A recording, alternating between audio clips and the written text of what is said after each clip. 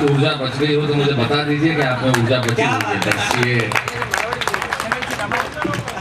जी, सुबह तक यही बहुत बहुत शुक्रिया आपका कि मैं बोलता रहूं। हालांकि मुर्गों को बोलने का वक्त आपकी उपस्थिति को प्रणाम करता हूं। दिनेश ने मेरे बारे में जितनी बातें कही, मैं कुछ बातों से इत्तेफाक रखता हूं, कुछ बातों से नहीं।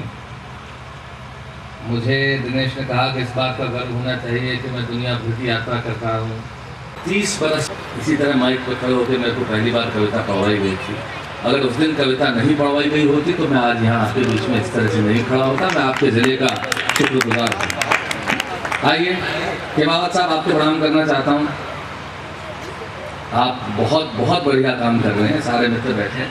जिस एक व्यक्ति के लिए मैं आप सबको तालियां बजवाना चाहता हूँ, वो व्यक्ति इस बीच में बैठा है। क्योंकि यकीन मानिए, मुझे बुलाना, मैं ये नहीं कहता कि को अपनी पत्नी को चेयरमैन और स्वयं को पार्षद मानना चाहिए। बहुत बढ़िया। चलिए आइए, कवि सम्मेलन बहुत जैसे कुछ लोग बिल्कुल खेत होने ऐसा नहीं लगता जैसे कैटरीना कैफ सुंदरकांड का पाठ करने आ गई है।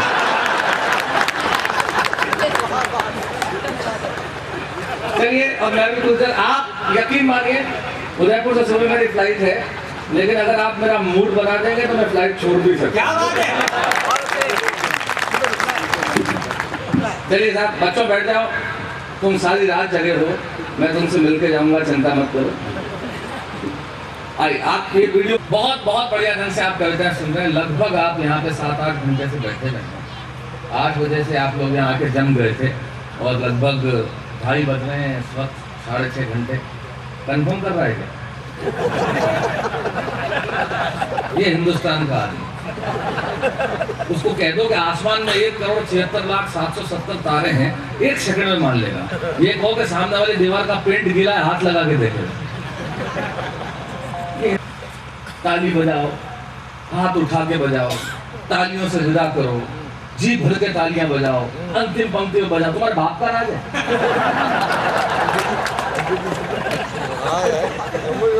भाई क्यों बजाओ, मेरे को बताओ ना।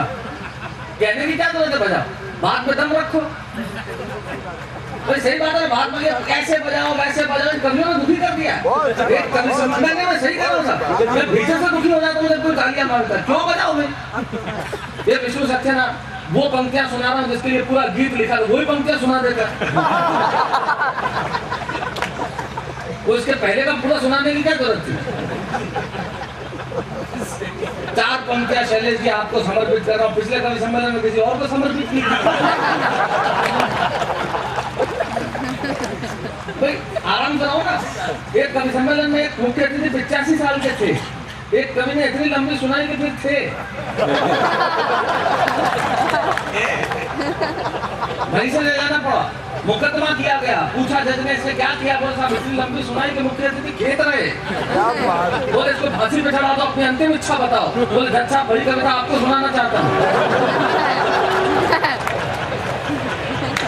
मैं सही बता रहा हूँ, मैं कवियों से बहुत दुखी को चुप कर रही है। बोले वो भी यही कह रहा है। मैं किस को चुप कर रहा हूँ? भाई 1.5 किलोमीटर मैं बता रहा हूँ आपको। अरे सब कोई मैं समझ नहीं, इतने लंबे 8 पैराग्राफ के प्रेम के गीत याद का। तुम उम्र में मुझसे 2 साल बड़ी हो, लेकिन फिर भी सलाह देना मेरा धर्म है। मेरे को पूछा किसी ने, आप प्रेम के गीत नहीं लिखते? मारवाड़ी आदमी प्यार पे गीत लिखे तो 8 बार प्यार कर ले।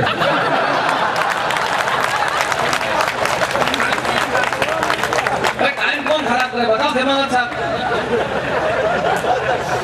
मेरे को बताओ, आप प्यार पे गीत लिखे जाते हैं क्या? ये मत क्या सुना रहा था, जितना सब्जी जितना प्यार करो उतना रोग। ये मेरे को समझ में नहीं आया, जिंदगी में प्यार के गीत समझ में नहीं आया। मैं आपको बहुत बारीक बात कर रहा हूँ। मैं जानता हूँ कि आपको समझ में नहीं आएगी, फिर भी कहने में क्या हर्ज है। ये जितने प्रेम के गीत लिखने वाले लोग हैं, ईश्वर ने इनको वरदान दिया कि तुम्हें दुनिया के हर कोने में एक प्रेमी और प्रेमिका मिलेगा, और उसके बाद दुनिया गोल बना दी। अब ये सारी उम्र गीत लेके घूम रहे हैं, कोई लेना देना नहीं है इनका। तो अपन तो मस्त रहो। कॉलेज के जमाने में मैंने भी किया था प्यार पर, 1 लाइन में खत्म, पूरा गीत पर बात करने की क्या जरूरत है? एक लाइन में प्यार खत्म किया, नीली वाली तेरी और पीली वाली मेरी। अगली को पता ही नहीं कि वो किसकी। ये होती है मोहब्बत। दीपिका और निहारिका, मैं आप दोनों को कहना चाहता हूँ, आपने प्रेम के गीत सुना दिए, विष्णु ने भी प्रेम के गीत सुना दिए, लेकिन हम मर्दों का भरोसा मत करना। हम बहुत दो कौड़ी के लोग होते हैं। हम जुल्फ की तारीफ में सारी रात गीत गा देते हैं, सुबह दाल में एक बाल आ जाए मुंह पे खींच के मारते हैं।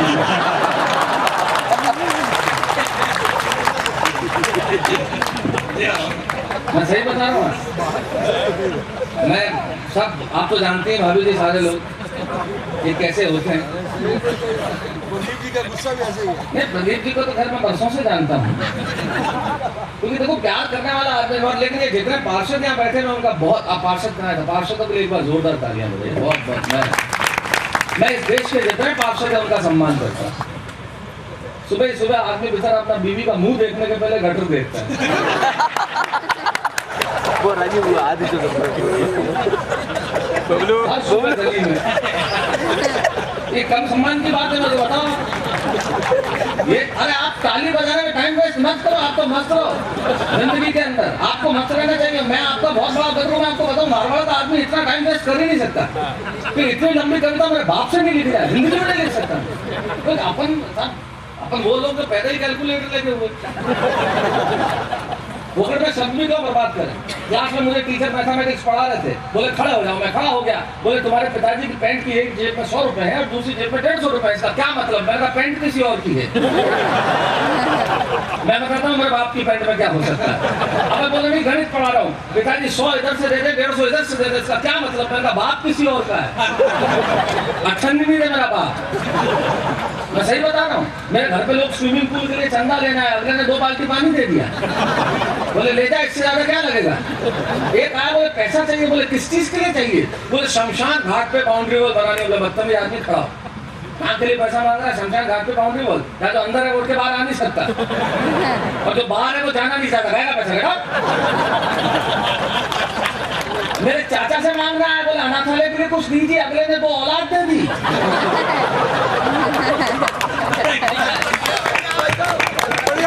बोले कहीं से तो शुरू कर। मैंने खुद मेरे बाप से मांगे, मैंने कहा पैसा दो, बोले क्यों। मैंने कहा जी चश्मा बनवाना है, बोले क्यों। मैंने कहा जी दूर का नहीं दिखता, मुझे छत पे ले गए, बोले वो क्या है। मैंने कहा जी चांद है, बोले इससे ज्यादा दूर का क्या तेरा बाप देखेगा बताओ।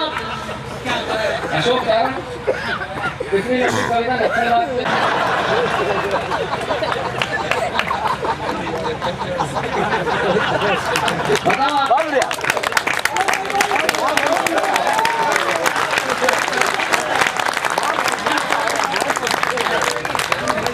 सड़क बहुत खराब है। खराब?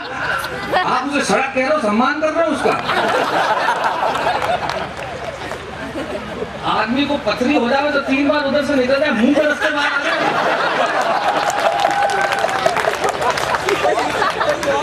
देश में बदलाव ला रहा हूं। अब मैं पता नहीं मुझे कब क्या ध्यान आ जाए, आराम से। विष्णु है ना, अभी तक ये ध्यान रखना बड़ा जरूरी है ना, मतलब बड़ा मीठा मधुर गीतकार है।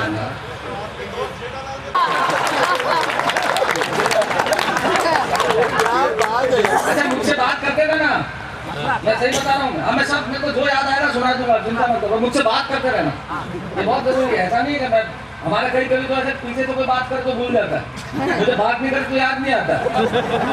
ये जिंदगी में बात करना बहुत जरूरी है, ये जिंदगी में रहना चाहिए। आप मस्त रहो, अपन व्यापार बहुत जरूरी है कि आप मस्त। अच्छा हमें लोग भी, आप क्या समझते हो, मैं मारवाड़ी, मुझसे बड़े यहाँ बैठते हैं। ये संजय झाला हनीमून के लिए अकेला ही चला गया, बोले एक ही टिकट लगेगा। ये दिनेश जिसके घर में आग लग जाए तो फायर ब्रिगेड को मिस्ड कॉल देता है। ये संदीप शर्मा इसके ससुराल वाले आए, इसके पिताजी ने कहा बाहर से कुछ लेके आ, अगला टैक्सी लेके आ गया। बोले इनको कुछ खिला, अगले ने खिड़की खोल दी। और सबसे बड़ा तो विष्णु सक्सेना, डेटॉल की शीशी फूट गई, अगले ने उंगली काट ली।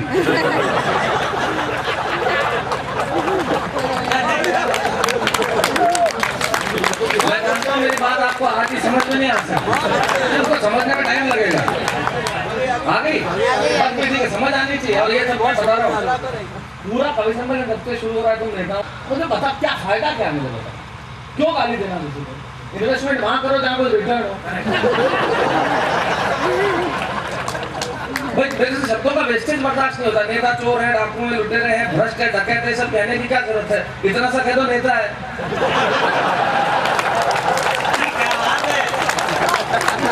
बताओ अब, बताओ जान करेगा क्या? जिंदगी में कुछ नहीं कर सकता जान। हमारे तो एमएलए साहब आ रहे थे उधर से, रास्ता सकरा था, मैंने कहा सर रास्ता दीजिए, बोले मैं गधों को रास्ता नहीं देता। मैंने कहा मैं देता हूँ। अगर डायरेक्टली मुंह लगाने की जरूरत क्या है? तो मारवाड़ का आदमी करता ही नहीं जिंदगी में। अपन व्यापारी आदमी है, अपन समझते हैं कि क्या करना चाहिए जीवन के अंदर। हमारे व्यापार में लोग समझते नहीं, हम खर्च करने पे आ जाए तो हमें कोई किसी का बाप पैसा खर्च नहीं कर सकते। बता रहा जगदीश भाई साहब, जब हम खर्च कर 72 किलो, उसने ओवरकोट पहना हुआ था वो उतारा, फिर सिक्का डाला 70 किलो, एक कार्डिगन पहना हुआ था वो उतारा, फिर सिक्का डाला 68 किलो, एक जैकेट पहना हुआ था वो उतारा, सिक्का डाला 66 किलो, अब सिक्के हो गए खत्म। मैं खड़ा था पीछे, मैंने कहा चिंता मत करना,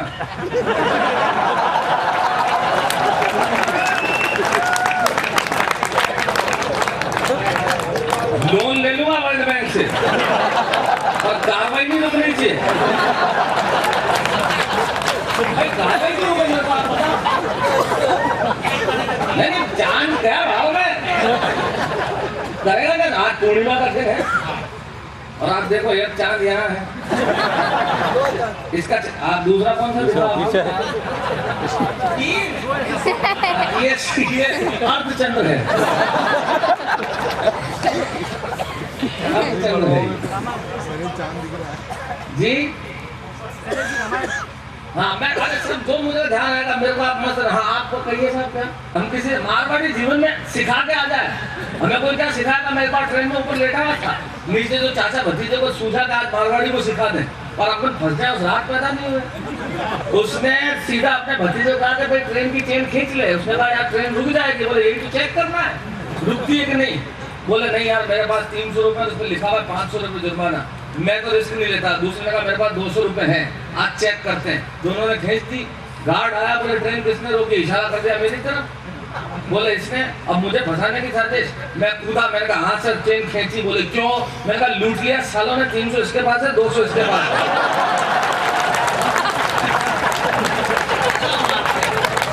हमें कोई सिखाएगा जिंदगी में? हमें कोई क्या सिखाएगा बताओ? हाँ बढ़िया। हाँ वो कई कमाल की चीजें हैं जो जीवन में हो जाती है। अच्छा मैं आपको बताऊं, लेकिन जिस खास बात को मैं करना, इसका वॉल्यूम बढ़ा दूंगा, वॉल्यूम बढ़ा। हाँ ये तो एक को नहीं करो, वॉल्यूम बढ़ा। लेकिन अपनी माटी से जब कोई निमंत्रण आता है तो न तो मेरे में ऐसी कुव्वत है न मेरे में ऐसी हिम्मत है। आज टेलीविजन और फिल्म इंडस्ट्री ने मेरे को सर आंखों में बिठा लिया होगा और बहुत बड़े स्टार का रुतबा, इस साल के सारे लगभग अवार्ड उन्होंने दे दिए मुझे, चाहे इंडियन टेलीविजन हो, चाहे IT हो, चाहे माइलस्टोन हो। लेकिन यकीन मानिए कितने ही अवार्ड मिल जाए, कुछ भी हो जाए, कैसा भी हो जाए साहब, मैं बार बार दुनिया में हर जगह एक बात सीना तान के कहता हूँ, सीना ठोक के कहता हूँ, मैं मारवाड़ी हूँ। और इसलिए कहता हूँ कि एक आदमी को आप मारवाड़ से बाहर निकाल सकते हैं, आदमी के भीतर से मारवाड़ बाहर नहीं निकल। और जो हमारे भीतर है वो जिंदा रहे। और खेमावत साहब मैं आपका विशेष सम्मान करना चाहता हूँ, आपने उस क्षेत्र के लिए काम किया है, वृक्ष लगाने का काम, यकीन मानिए। और यकीन आप नेताओं को तो नहीं बुलाते वृक्षारोपण के लिए? आप बहुत समझदार आदमी, नहीं तो एक नहीं उगेगा।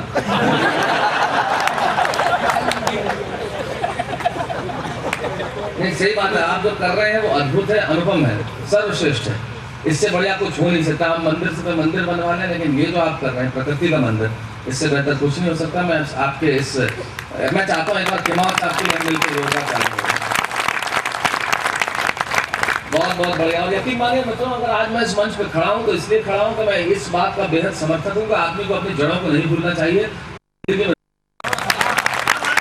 उनको इसी देश के एक एयरलाइन में एयरपोर्ट में रोका और इस देश के किसी केंद्रीय मंत्री के कानों पर जू नहीं रहेंगी, तब हिंदी कविताओं की जरूरत इस देश के अंदर पड़ती है। कमाल का देश है यार, अद्भुत देश है।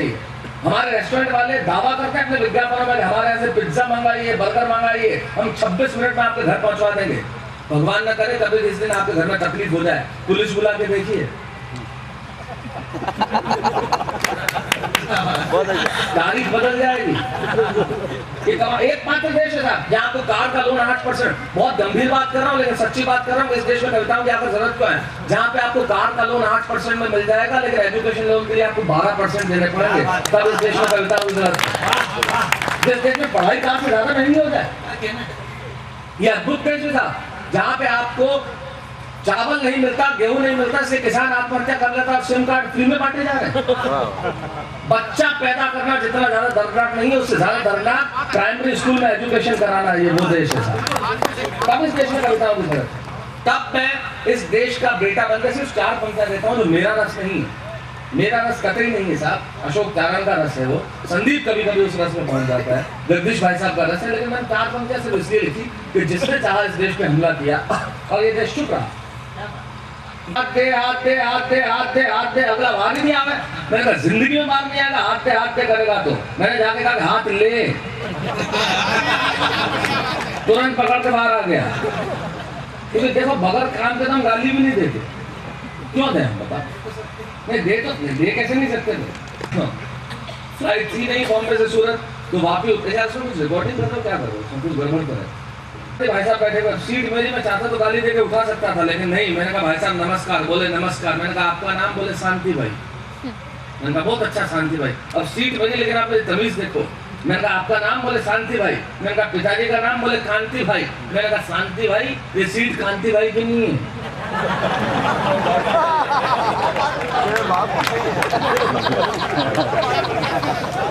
जरूरी नहीं है कि आपको आज ही समझ में आ जाए,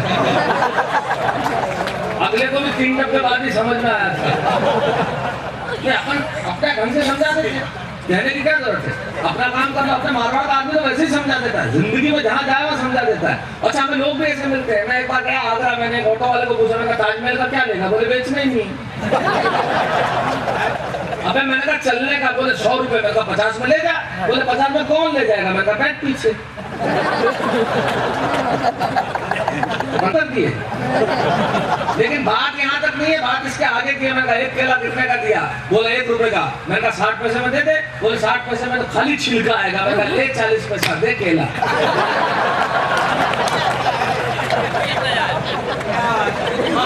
बताओ क्या करेगा, ये बोल गया मतलब क्या खाली घटी है क्या, ये विष्णु इसको जवाब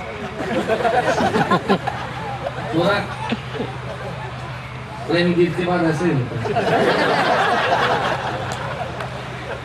वहां तुम बहक रहे हो या हम बहक रहे हो।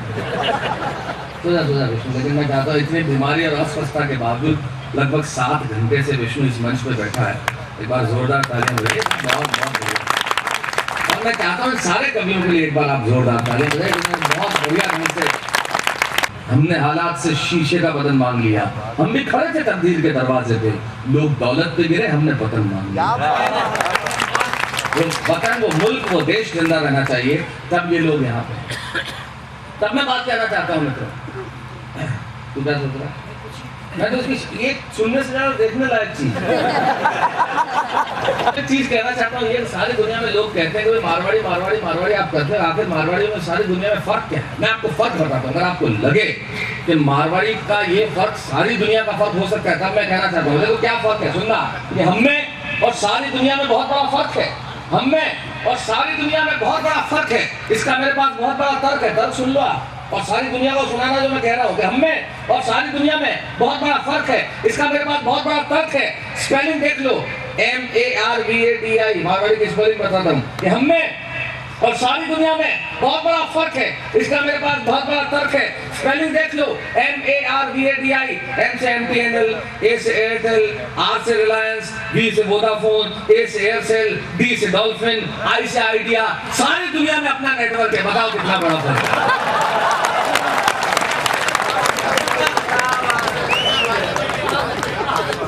भाई अपना नेटवर्क कोई कर सकता है पूरा, किसी का बाप नहीं तोड़ सकता अपना नेटवर्क, अपना काम ही ऐसा। हम लोग जो काम करते हैं तो दुनिया में कोई नहीं कर सकता, हाँ संदीप। और आपके सबके घरों में होता होगा वो क्लोजअप का, कोलगेट का, फॉरेंस का टूथपेस्ट त्राही त्राही बोल देता है, बेलन से निकालते हैं।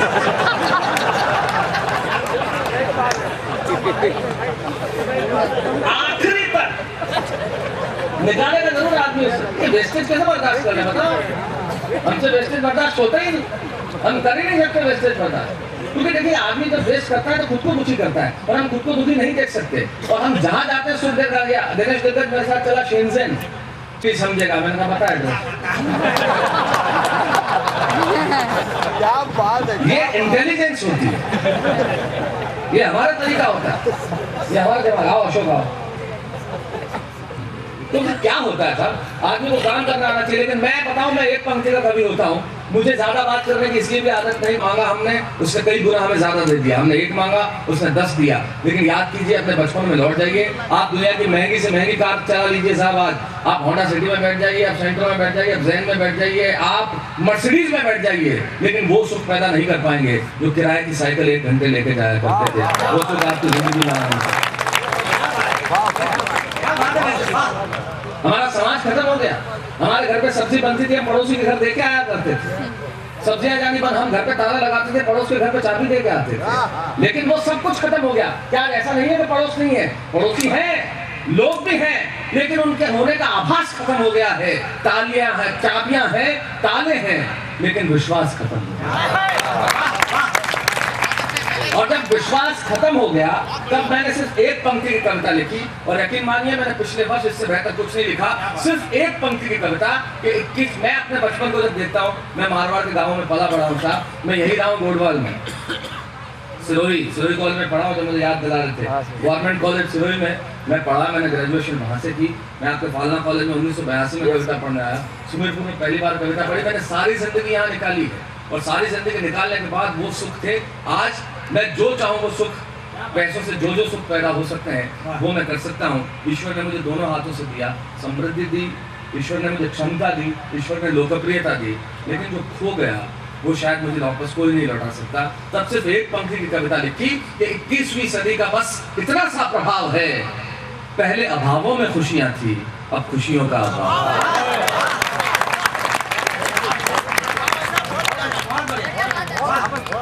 मैंने इससे बेहतर कुछ नहीं लिखा साहब। यकीन मानिए, हमारे बच्चों को पता ही नहीं वो सुख क्या होते हैं। हम 3 घंटे की फिल्म देख के आते थे, 3.5 घंटे स्टोरी सुनाते थे। ये सच है। आप इनको पूछो, हम घर में हम उतर आए टेलीविजन पे, हमारा चेहरा हर बार देखने लगा। हमने सारी फिल्में 24 घंटे इनको देखी। फिल्म देखने जाना होता था, घर में 15 दिन उत्सव का माहौल रहा करता था। पिताजी से उनका मूड देख के पूछना पड़ता था कि जाऊं कि नहीं जाऊं। ये सुख खत्म हो गए। हमने घर में इन्वर्टर्स लगा दिए साहब। कितना बड़ा सुख होता था कि जब लाइट जाती थी और वापस आती थी, लाइट के जाने के वापस आने का सुख जो होता था, वो इन बच्चों को पता ही नहीं कि क्या हुआ करता। हमने हमारी जिंदगी से वो खुशियां खो दी। हम उन स्कूलों में पढ़ते थे जहाँ कुछ नहीं होता था। कुछ नहीं मतलब कुछ नहीं होता था दिनेश। मास्टर भी कभी कभी होता था। मैं सिरोही गांव में पढ़ा हूँ, वहाँ पे स्कूल का हाल ऐसा था कि एक बार इंस्पेक्टर जो स्कूल होते हैं, जो एजुकेशन इंस्पेक्टर जो जांचने आते हैं पढ़ाई कैसी चल रही है, एक बार जांचने के लिए आए। टीचर अंदर कक्षा में खड़े थे, इंस्पेक्टर साहब बाहर खड़े हो गए। तो टीचर ने बच्चे को खड़ा कर दिया, बोले बच्चे राजू बताओ शिव जी का धनुष किसने तोड़ा? 1000 साल पुराना सवाल। अब राजू खड़ा हो गया, बोला सर अपन ने नहीं तोड़ा। अपने को कहने की जरूरत नहीं है। ये पिंटू से पूछो बल्ब इसने फोड़ा था तो धनुष इसने ही तोड़ा होगा। टीचर ने कहा बैठ जा बैठ जा। अब इंस्पेक्टर बाहर हैरान परेशान, बोले गलत जवाब में बच्चों को बिठाया जा रहा है। टीचर को बाहर बुला लिया, बोले सर बाहर आइए जरा, ये क्या हो रहा है? बच्चों को गलत जवाब में बिठा रहे हो। आप कैसी पढ़ाई कराते हो? नौकरी करनी है कि नहीं? अध्यापक बोला किसको? मैं तो 5 पोलियो की ड्रॉप देने आया था। मास्टर तो घर पे मैच देख रहा है।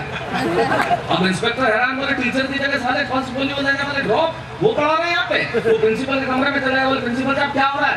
आपको बता दिया आपके स्कूल में कौन है टीचर की जगह?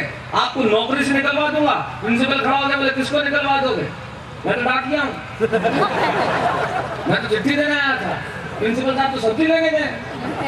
अब टीचर ऐसा हाल, प्रिंसिपल का ऐसा हाल, तो इंस्पेक्टर का काटो तो खून नहीं। बोले पूरा का पूरा एजुकेशन सिस्टम खराब है। अगर असली इंस्पेक्टर आ जाता तो कई काका सा पहुंच जाओ कि पहुंचता तो जरे जरे थारा काकी सा जिंदा बार तो बढ़िया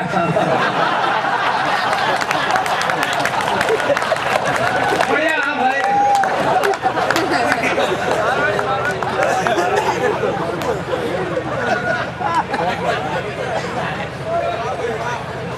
मुझे मारवाड़ी में मंच पर कभी नहीं सुना था, लेकिन आज आपके बीच में कुछ मारवाड़ी में भी कुछ याद आ गया तो सुनाई देता हूँ। क्या है, सिरोही में पढ़ता था। सिरोही हमारे हॉस्पिटल में आंखों के डॉक्टर होते थे, उनका नाम था कामरा, डॉक्टर कामरा। मुझे आज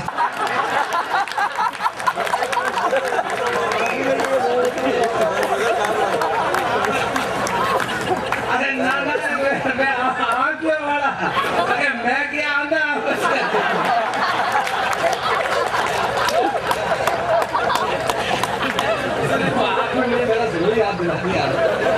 ये बिल्कुल सच्ची घटना है वहाँ। एक कांस्टेबल निकल गए वहाँ, जोधपुर उदयपुर से आया बाबू को हिंदी में समझाना, उसकी बीवी के घुटने में चोट लग गई। क्या हुआ इसको? क्या वैसे हुआ तो कुछ नहीं है सर, ये नन्ही लेके ऊपर पोता ही करने सड़ती थी, जो पूसी लेके ऊपर सड़ी, जो पोते पोते सीख लो, ये धम्म देसी के नीचे पड़ी जो घोड़ा नहीं बनता।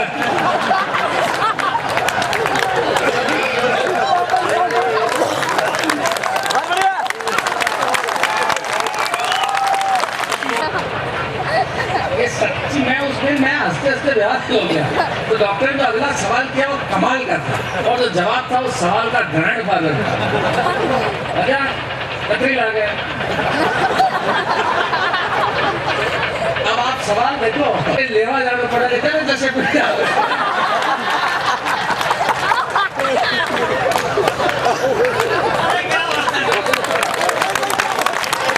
आदमी डालता है, उसके बाद डबल करके उधर से वापस डालता है। आज मुश्किल से हाथ में आया, जितना पैसा निकल जाए निकाल है जी, अपना अपना आनंद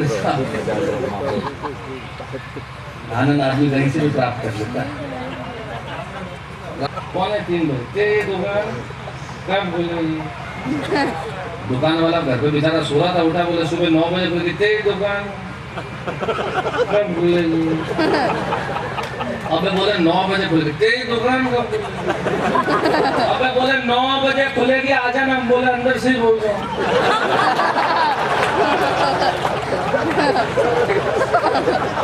हमको जब तक ये खुले। अच्छा धर्मेंद्र जी, आप और चेयरमैन साहब एक ही पार्टी के हैं। मैंने आज तक एक मर्द का दूसरे मर्द में इससे ज्यादा इंटरेस्ट नहीं देखा।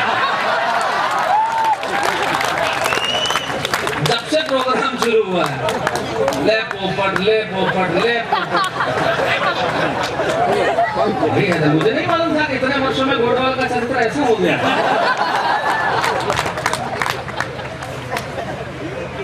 है जी अंजलि भाभी, तो उसको मेरा इंटरेस्ट रहना, तो आपको क्यों इंटरेस्ट? ये इस देश का आदमी देखो, यहाँ बैठ के सब कुछ प्राप्त कर लेना चाहता है। रानी में बैठ के महारानी हाथ ऐसा थोड़ी होता है ना। हाँ हाथी भाई को देखो सम्मान करना चाहिए। हाथी भाई बेचारे अपना जीवन जैसे जी रहे हैं। शैलेश जी, आप एक एपिसोड यहाँ बनाओगे क्या राजस्थान में? दया अभी गरबा खेलने में व्यस्त है, और अपने देखते हैं आगे आगे वो क्या क्या करती है। टप्पू सेना। हालांकि दया का पात्र तो वो पति है जिसकी दया जैसी पत्नी है। सर टप्पू सेना। थोड़ी हमारे दादाजी बैठे थे। दादाजी सत श्री अकाल। टप्पू सेना। बहुत बहुत आपको बधाई कि आप इस कवि सम्मेलन में आए। बहुत अच्छा लगा आपको देख के साथ। सवाल आपको, और जो हमसे चाहते हैं उन्होंने नहीं दे पाते। एक मजदूर था, उससे किसी ने पूछा कि तुम्हारा बेटा कितना बड़ा है, तो बोला साहब इतना। बोले ये बताने का कौन सा तरीका है इतना? या तो ये बता 10 साल का है, 12 साल का है, तो ये बता इतना है इतना है इतना है। बोले साहब इतना इतना तो देखा ही नहीं। सुबह काम पे निकलता हूँ तो वो सोया हुआ होता है, रात को लौटता हूँ तब तक सो जाता है, हमेशा उसे लेटा हुआ देखा है, खड़ा तो देखा ही नहीं। हमारे पास सब कुछ होता है लेकिन बच्चों के लिए समय नहीं होता। तब मैंने एक कविता लिखी अपनी बेटी के नाम। मेरी एक बेटी है, इसको रिकॉर्ड थोड़ा सा डिस्टर्ब होता है वीडियो से। अब मैं अपने घर जाके अपने परिवार से मिल सकूं। मैं जयपुर एयरपोर्ट पे लैंड किया, वहाँ से ड्राइव करके यहाँ आया, अभी सीधा उदयपुर जाऊँगा और वहाँ से जाकर शूट करूँगा। जब व्यक्ति के पास अपने बच्चों के लिए समय न रहे, और आप भी बहुत आप में मशगूल होंगे, लेकिन एक चीज़ अपने बच्चों के लिए कीजिए, जो मैं कविता आपको सुनाना चाहता हूँ। बिल्कुल ताज़ी कविता और अद्भुत विषय की कविता। क्या लिखूं कि वो परियों का रूप होती है। ये मेरे कविता का धर्म जो निभाता हूँ, मैं इसी तरह का कवि हूँ। सुने जो मेरे मित्र यहाँ बैठे हैं, मैं क्या लिखूं कि वो परियों का रूप होती है या कड़कती ठंड में सुहानी धूप होती है। क्या लिखूं कि वो परियों का रूप होती है या कड़कती ठंड में सुहानी धूप होती है। वो होती है उदासी के हर मर्ज की दवा की तरह या उमस में शीतल हवा की तरह। क्या लिखूं कि वो परियों का रूप होती है या कड़कती ठंड में सुहानी धूप होती है। वो होती है उदासी के हर मर्ज की दवा की तरह या उमस में शीतल हवा की तरह। वो आंगन में फैला उजाला है या मेरे गुस्से पे लगा ताला है। क्या लिखूं कि वो परियों का रूप होती है या कड़कती ठंड में सुहानी धूप होती है। वो एक निश्चल खिलखिलाहट होती है या चिड़ियों की चहचहाहट होती है। वो होती है उदासी के हर मर्ज की दवा की तरह। वो होती है उमस में शीतल हवा की तरह। वो आंगन में फैला उजाला है या मेरे गुस्से पे लगा ताला है। वो पहाड़ की चोटी पे सूरज की किरण है। वो जिंदगी सही जीने का आचरण है। वो ताकत जो छोटे से घर को महल कर दे है। वो काफिया जो किसी गजल को मुकम्मल कर दे। क्या लिखूं कि वो परियों का रूप होती है, कड़कती ठंड में सुहानी धूप होती है। वो होती है निश्चित खिलखिलाहट की तरह या फिर चिड़िया की चहचहाहट की तरह। वो सूरज की चोटी पे पहाड़ की किरण है या जिंदगी सही जीने का आचरण है। वो उदासी के हर मर्ज की दवा है, उमस में शीतल हवा है। वो आंगन में फैला उजाला है या मेरे गुस्से पे लगा ताला है। वो है वो ताकत जो छोटे से घर को महल कर दे है। वो काफिया जो किसी गजल को मुकम्मल कर दे। वो है वो नदी जो सिर्फ खिलखिलाती है, एक आकाश गंगा जो सिर्फ झलमिलाती है वो शब्द जो न हो तो वर्णमाला अधूरी है। मैं नहीं कहूंगा कि वो हर वक्त सांस सांस होती है, क्योंकि बेटियां तो सिर्फ एहसास होती है। मत कीजिए रिकॉर्ड इसको सर।